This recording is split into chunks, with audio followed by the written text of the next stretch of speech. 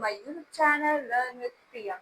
सो आज की क्लास में हम पढ़ेंगे कि types of non verbal communication क्या होता है। ठीक है, जब हम अभी इससे पहले हमने एक क्लास में पढ़ा कि नॉन वर्बल कम्युनिकेशन क्या होता है, कैसे हम बिना बोले ही अपनी बातों को एक्सप्रेस करते हैं, लोगों को समझाते हैं, सेंडर अपने मैसेज को सेंड करता है, अपनी इंफॉर्मेशन को शेयर करता है, कैसे रिसीवर उसकी बातों को रिसीव करता है और फीडबैक देता है without using any words, without using any oral or written way। ठीक है, सो आज की क्लास में हमें पढ़ना है types of non verbal communication, मतलब कि कितने सारे टाइप होते हैं नॉन वर्बल कम्युनिकेशन के। इसमें हम सबसे पहले जानेंगे फेशियल एक्सप्रेशन। फेशियल एक्सप्रेशन क्या होता है? जैसे कि हम कुछ चीजें होती है जिससे बोलते नहीं है पर अपने फेस के एक्सप्रेशन से उस चीजों को प्रेजेंट कर देते हैं। जैसे हम हैप्पी हैं, ये लोगों को हम बताएंगे नहीं कि हम खुश हैं, लोग हमारे चेहरे से बोलते हैं ना, मैंने तुम्हारे चेहरे से जान लिया कि तुम बहुत खुश हो, मैंने तुम्हारे चेहरे से समझ लिया कि तुम बहुत दुखी हो, मैं तुम्हारे चेहरे से समझ लिया कि तुम बहुत गुस्से में हो। यही है फेशियल एक्सप्रेशन। क्या? कि हम किसी के फेस के एक्सप्रेशन से समझ जाते हैं कि सामने वाला कैसा फील कर रहा है। अगर कोई बहुत खुश है तो स्माइल करेगा, वो बस स्माइल करेगा और आप समझ जाएंगे कि वो हैप्पी है। तो वो फेशियल एक्सप्रेशन है, उसका स्माइल करना एक्सप्रेशन था, उसका गुस्सा होना, उसका रोना, ये सब एक्सप्रेशन है। रोने से उसके हम सैडनेस जान सकते हैं, उसके गुस्सा होने से जो अगर ऐसे खूब बड़ी बड़ी आंखें करेगा तो उससे हम जानेंगे वो बहुत गुस्से में है। तो ये चीजें फेशियल एक्सप्रेशन की। ऐसे अचानक से ऐसे कर दिया, वो डर गया, फियर में है। फिर अगर मान लो, मतलब बहुत सारे एक्सप्रेशन होते हैं जिसके थ्रू हम ये समझ सकते हैं कि वो कैसा फील कर रहा है। यहाँ जबकि उसने, अगर कोई बच्चा रोता है तो वो दुखी है या प्रॉब्लम में है, ये चीजें हम उसके सिर्फ रोने से जानते हैं जब वो बोलता नहीं है। जब छोटे बच्चे छोटे होते हैं तो वो बोलते तो नहीं है, पर उनके एक्टिविटीज से हम क्या करते हैं, ये समझ जाते हैं कि वो कैसा फील कर रहे हैं। अगर वो बहुत हंसते हैं तो हम समझते हैं वो खुश हैं, जबकि वो बोल नहीं रहे हैं। उन्हें भूख लगती है तो वो रोते हैं, तो समझ जाती है माँ उसकी कि नहीं ये भूखा है, इसे दूध पिलाना है, इसे खाना खिलाना है। ठीक है, तो ये चीज फेस एक्सप्रेशन।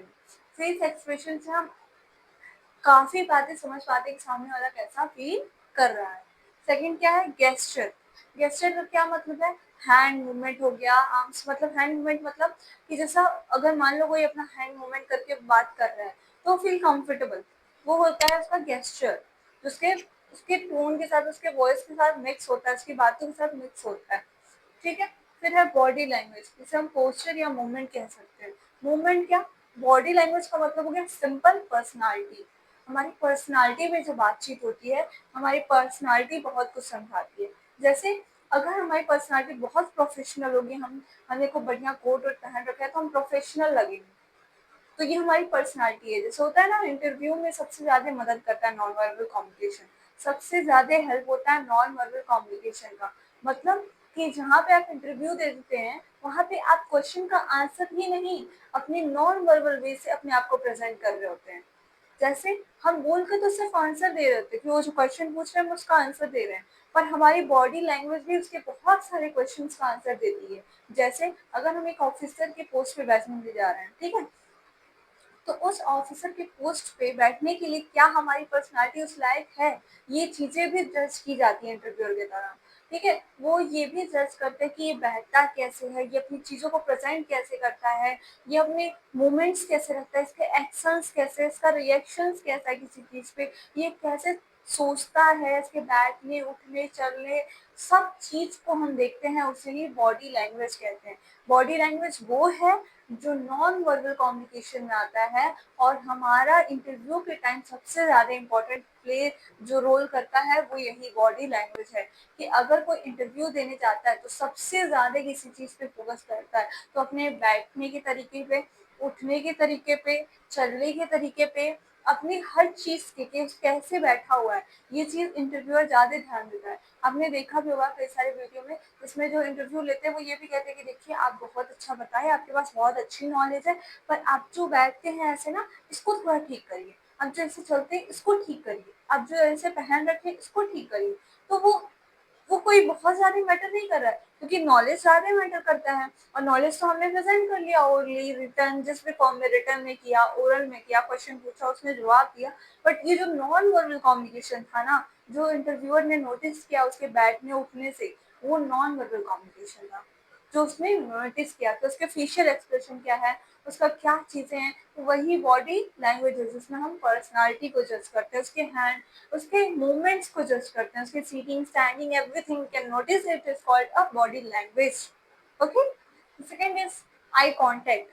आई कॉन्टेक्ट भी एक्सप्रेस करता है, जैसे फेशियल एक्सप्रेशन, फेस एक्सप्रेशन से हम समझ गए कि हाँ ये अगर हंस रहे हैं इसका मतलब वो हैप्पी हैं, रो रहे हैं तो दुखी हैं, गुस्से में है तो एंग्री हैं, मतलब गुस्से में कैसे हैं हम कैसे पता कर रहे हैं, अगर कोई ऐसे देख रहा है तो वो एंगर है, ठीक है। तो उसी तरह से यहाँ पे आई कांटेक्ट होता है। आई कांटेक्ट कैसे होता है, अगर कोई इंसान आपसे आई कांटेक्ट करके बात करता है तो उसके अंदर कॉन्फिडेंस जाते होता है, ये होता है नॉन वर्बल कम्युनिकेशन। मतलब कि आप, वो इंसान ये कह नहीं रहा कि मैं बहुत कॉन्फिडेंट हूँ, लेकिन आप उसके आई कांटेक्ट से पहचान रहे हैं। अगर वो आपसे बात करते हुए उसकी जो आई एक भी बार ब्लिंक नहीं कर रही है, वो डायरेक्टली आपकी आंखों में आंखें डालकर कोई चीज बोल रहा है, तो वो कॉन्फिडेंट है, वो गलत बातें नहीं कर रहा है, वो सही बात कर रहा है।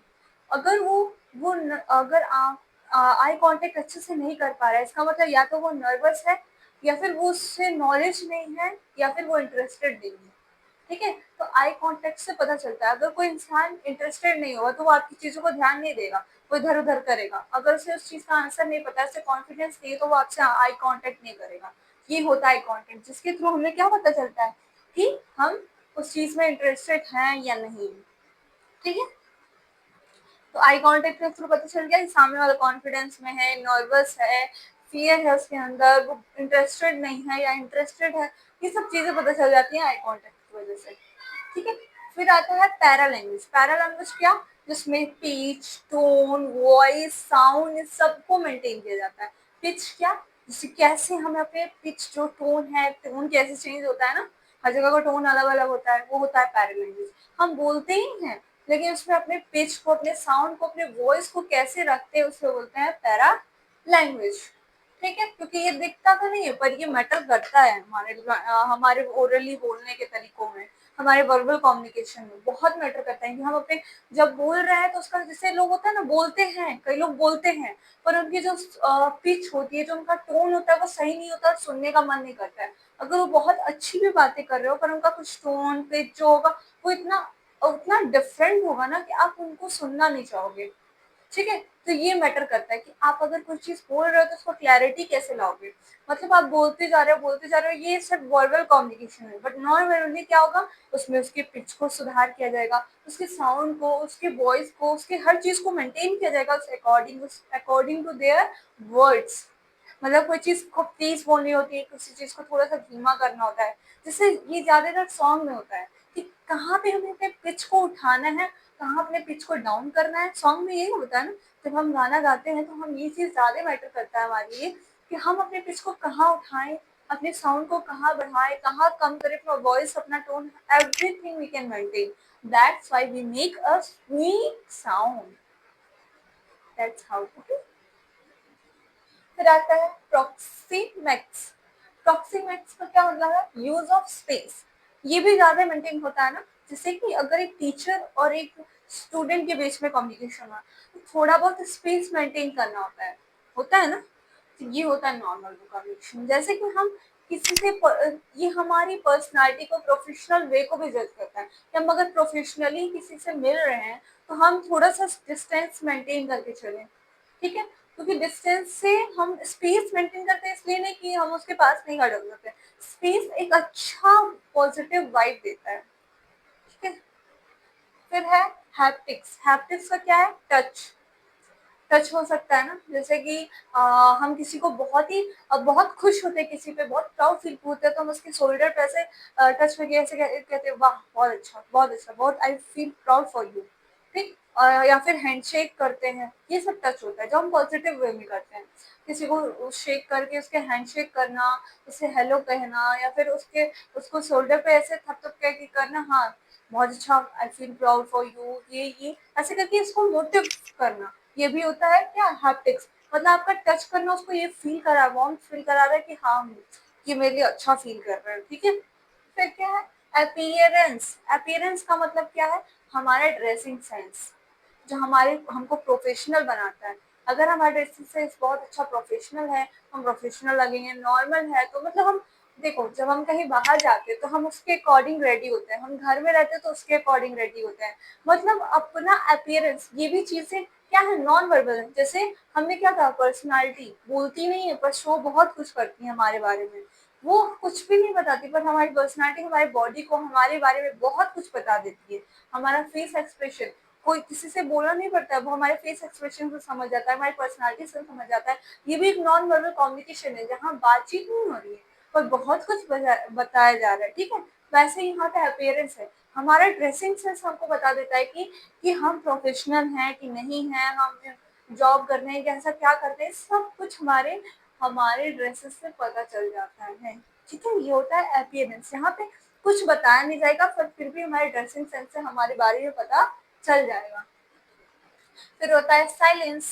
साइलेंस भी मैटर करता है कि अगर कोई इंसान साइलेंट है तो किस लिए है, वो हमारी बातों को नोटिस कर रहा है या इग्नोर कर रहा है या इंटरेस्टेड नहीं है, ठीक है।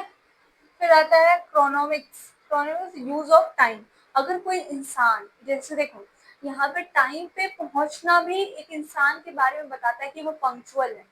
अगर कोई इंसान अपने कहीं गए टाइम पे पहुंचता है तो वो ये नहीं कहेगा कि तुम बहुत ही ज्यादा प्रोफेशनल हो, तुम पंक्चुअल हो अपने टाइम को लेकर, बट उसका वो टाइम पे पहुंचना नॉन वर्बल हो गया, उसकी एक एक्टिविटी जो नॉन वर्बल है कि वो टाइम पे पहुंचा है, लेकिन उसकी ये एक्टिविटी से ये पता चल गया कि वो इंसान पंक्चुअल है, अपने अपनी कहीं बातों पर काम करता है, हम उस पर ट्रस्ट कर सकते हैं। ये सारी चीजें उसको शो कर देंगी। नॉन वर्बल कम्युनिकेशन यही होता है, जो आप बोलते नहीं है पर फिर भी बिना बोले बहुत कुछ समझा देते हैं, उसे नॉन वर्बल कम्युनिकेशन कहते हैं। होप सो आपको ये क्लास पसंद आई होगी। पसंद आए तो लाइक करें, सब्सक्राइब करें। Thank you.